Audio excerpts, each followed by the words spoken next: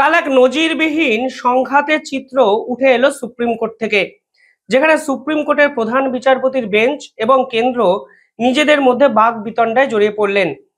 দেখুন, ঘটনার সূত্রপাত সোনালী খাতুন হরফে সোনালী বিবি নামক এক অন্তঃসত্ত্বা মহিলাকে বাংলাদেশে পুশব্যাক করা নিয়ে। দিল্লি পুলিশের হাতে সেপ্টেম্বর মাসে সোনালী খাতুন এবং তার স্বামী দানিশ এবং তার 6 সদস্যের যে পরিবারের যে সদস্য আছে তারা আটক হন। এবং এই টিমে কিন্তু তাদের মাইনর এক ছেলে সাব্বির, তিনিও কিন্তু ছিলেন। ফলে এই 6জনকে যখন আটক করা হয় তখন দিল্লি পুলিশ তাদের কাছে ডকুমেন্ট দেখাতে দেখতে চায়, কিন্তু কোনো রকম ভারতের সিটিজেনশিপের ডকুমেন্ট তারা দেখাতে পারেনি। এটাই কিন্তু প্রাথমিকভাবে দিল্লি পুলিশ অভিযোগ করে এবং কেন্দ্রীয় সরকার তাদেরকে প্রথমে ডিটেনশন ক্যাম্প এবং পরবর্তীকালে পুশব্যাক করে বাংলাদেশে পাঠিয়ে দেয়। এবার বাংলাদেশে পাঠানোর পর মোহাম্মদ ইউনূস সরকার ভারতীয় নাগরিক হিসাবে এদেরকে আটক করে জেলে পাঠিয়ে দেয় এবং এরা কিন্তু এখন সকলেই বাংলাদেশের জেলে আছে। এই পুরো বিষয়টি নিয়ে কলকাতা হাইকোর্টে একটি মামলা হয়। এই যে সোনালী খাতুন, যিনি বাংলার বীরভূমের বাসিন্দা, তিনি কলকাতা হাইকোর্টে একটি মামলা করেন এবং 24শে সেপ্টেম্বর কলকাতা হাইকোর্ট তাদের অর্ডার দেয় যে তাদেরকে ফিরিয়ে আনতে হবে, কারণ তাদের কাছে প্রয়োজনীয় নথি হয়তো আছে, রিলেটিভদের ডকুমেন্ট আছে, এই ধরনের কিছু তথ্য তারা খুঁজে পান এবং তারা বলেন যে তাদেরকে ফিরিয়ে আনার ব্যবস্থা করুন এবং তারা যে ভারতীয় নয় কিংবা তারা ভারতীয় এই প্রমাণ করার একটা সুযোগ তাদেরকে দিতে হবে। পরবর্তীকালে কেন্দ্র কোনোভাবেই কলকাতা হাইকোর্টের এই অর্ডারটিকে মান্যতা দেয়নি। ফলে কলকাতা হাইকোর্টে ফের একটি আদালত অবমাননার মামলা হয় এবং এই পুরো বিষয়টিকে চ্যালেঞ্জ করে কেন্দ্র সুপ্রিম কোর্টে আবেদন করেন।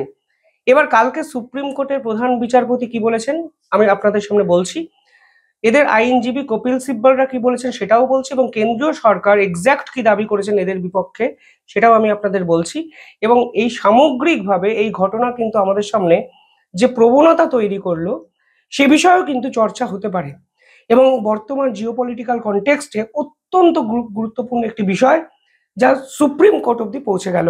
তাদের আইনজীবী কপিল সিব্বলরা প্রথমেই বলেন যে তাদের কাছে বৈধ ডকুমেন্ট আছে এবং কাউকে এইভাবে ইললিগালি পুশব্যাক করা যায় না। They must be brought back as per Kolkata high court's order. এবং তারা পরিষ্কার বলছেন তাদের যে মাইনর ছেলে কিংবা তার husband have documents to prove citizenship and deportation violated their fundamental rights. অর্থাৎ মানুষের যে অধিকার সেই অধিকার এখানে ক্ষুণ্ণ করা হয়েছে, তাদের কাছে ডকুমেন্ট আছে, তা সত্ত্বেও তাদেরকে বাংলাদেশে জোর করে পাঠিয়ে দেওয়া হয়েছে।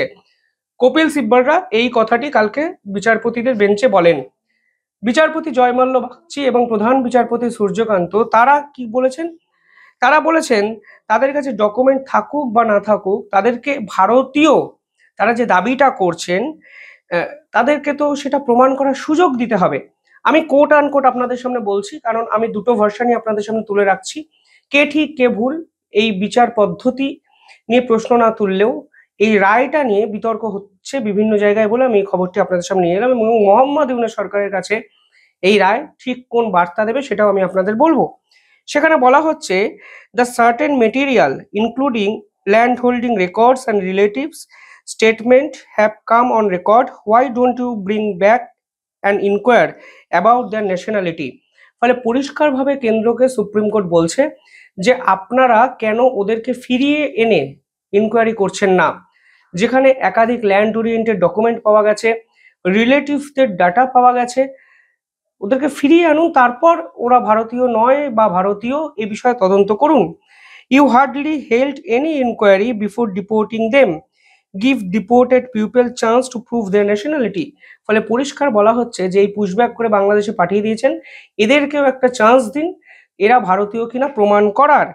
এবং পরিষ্কারভাবে অর্ডার দেওয়া হয়েছে যে bring them back and hold an inquiry, examine the document procedure by them. ফলে পরিষ্কারভাবে বলা হয়েছে যে আপনাদেরকে ওদেরকে ফিরিয়ে আনতে হবে এবং এক্ষেত্রে 4 সপ্তাহ সময় দেওয়া হয় কেন্দ্রীয় সরকারকে।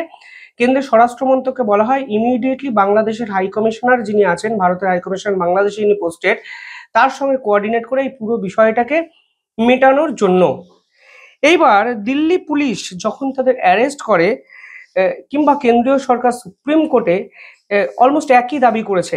কালকে কেন্দ্র পরিষ্কারভাবে বলেছেন যে যখন 6 জনকে অ্যারেস্ট করা হয় তারা কোনো বৈধ ডকুমেন্ট দিতে পারেনি। আফটার, খুব important, after deportation a missing person complaint was filed. ফলে পরিষ্কার বলা হয় একজন কমপ্লেন করে দেয় এবং তারপরে ওয়েস্ট বেঙ্গল গ্রাম পঞ্চায়েত ইস্যুড ডোমিসিয়াল সার্টিফিকেট। এখানে কেন্দ্র যে দাবিটি করেছে যে তাদেরকে ওদেশে পাঠানোর পর হঠাৎ করে ওয়েস্ট বেঙ্গল গ্রাম পঞ্চায়েত নাকি একটি ডোমিসিয়াল সার্টিফিকেট ইস্যু করে দেয়। ফলে বিতর্কের কেন্দ্রবিন্দুটা ঠিক এই জায়গায় যে এরা ডকুমেন্টগুলো কখন বানিয়েছে। আজকে এদের যে ল্যান্ডলর্ড যে ডকুমেন্টগুলো সুপ্রিম কোর্টে প্রডিউস করা হয়েছে, হাইকোর্টে প্রডিউস করা হয়েছে, সেগুলো এনকোয়ারি করেনি একটা পার্ট। দ্বিতীয় পার্ট যেটা অদ্ভুতভাবে দাবি করা হয়েছে কেন্দ্রের পক্ষ থেকে যে এই ডকুমেন্টগুলো বানানো হয়েছে ডিপোর্টেশনের পর।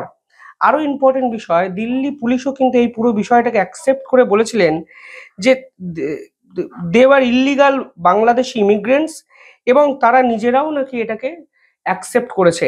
এবার দেখুন, দিল্লি পুলিশ কেন্দ্রীয় সরকারের সঙ্গে তাদের ফ্যামিলি কিংবা তাদের আইনজীবীর কথার মধ্যে কিন্তু একটা চরম বৈপরীত্য দেখা যাচ্ছে। যদি একটু দেখা যেত আলাদা ব্যাপার, এক্ষেত্রে চরম বৈপরীত্য দেখা যাচ্ছে। ইতিমধ্যে এই পুশব্যাক পলিসিকে নিয়ে একাধিক মামলা সুপ্রিম কোর্টে হয়েছে এবং মানবাধিকার একাধিক সংগঠনও মনে করছে এইভাবে বাংলাদেশে ঠেলে পাঠানো আসলে মানবাধিকার ভঙ্গ হচ্ছে। এবার আপনাদের বিষয়, আপনার মানবাধিকারের কথা আগে ভাববেন না দেশের সুরক্ষার কথা আগে ভাববেন।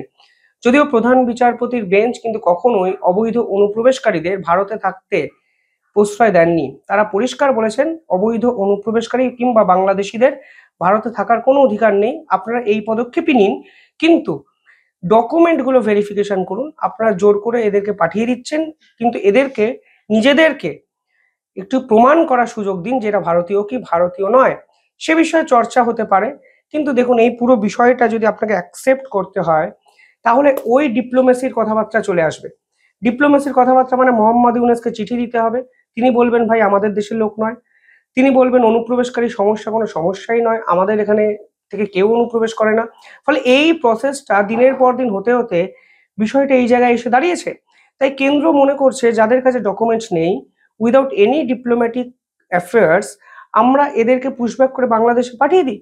ফলে এতে আমাদের দায়িত্ববোধ একটু কমছে, আমাদের সিকিউরিটি অনেকটা স্ট্রং হচ্ছে, কারণ দিল্লি বিস্ফোরণে আমরা দেখেছি বাংলাদেশের নাম জড়িয়ে গেছে। ফলে এরপর আরো এক বাংলাদেশি যদি কোনো রকম ইনসিকিউরিটি ক্রিয়েট করে, আমাদের থ্রেট ক্রিয়েট করে, তাহলে এটাকে আমরা এফোর্ড করতে পারবো না।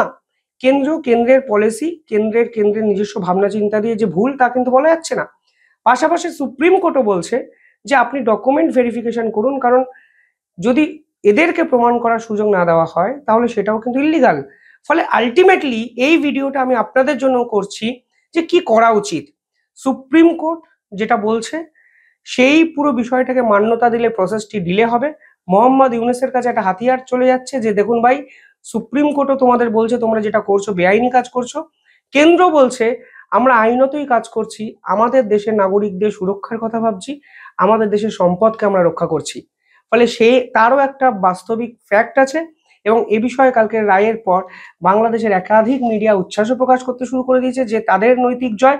ফলে সব মিলিয়ে আজকে এই পরিস্থিতিটা কিন্তু শুধুমাত্র দেশীয় আভ্যন্তরীণ রাজনীতিতে আটকে নেই, যেহেতু নামটা বাংলাদেশের জড়িয়ে গেছে ফলে এটা কিন্তু আন্তর্জাতিক টপিক হয়ে গেছে। এবং আমার দৃঢ় বিশ্বাস কিছুদিন আগে আমেরিকার একাধিক মানবাধিকার সংগঠন যখন এই বিষয়ে রিসার্চ করে পত্রিকা প্রকাশ করেছে, নিউজ পত্রিকা পাবলিশ করেছে এবং ভারতের বদনাম করেছে, তারা কিন্তু এই বিষয়টাকে ফের একবার হাতিয়ার করলো বলে। যাই হোক, আপনারা কমেন্টে জানাবেন আর দেখতে থাকুন দ্য ইন্ডিপেন্ডেন্ট নেটওয়ার্ক। যারা চ্যানেলটিকে দেখছেন ছোট্ট একটা অনুরোধ, চ্যানেলটিকে ভালো লাগলে একটু সাবস্ক্রাইব করে পাশে থাকা বেল আইকনটি ক্লিক করে আমাদের পাশে থাকবেন। ধন্যবাদ।